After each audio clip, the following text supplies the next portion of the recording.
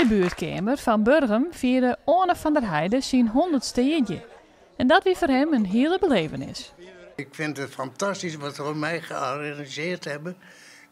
Ja, ik heb vermoedelijk maar 1 keer 100 jaar. Maar het fantastisch wat ik hier deze middag heb gezien en gehoord. En de felicitaties van iedereen. Ik vind het fantastisch.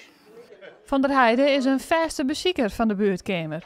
Het is dan ook een wichtig onderdeel in zijn leven. Bij de buurtkamer zijn we allemaal, nou zeg maar gewoon, we zijn één. Iedereen kent iedereen, weet wat hij te zeggen heeft. En toch gezellig even bij elkaar. Want jij bent, nou, ik zeg een kleine 20, maar een mooie dag.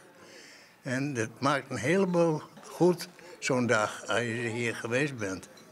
Maar 100 jaar, dat was vanzelf net zomaar.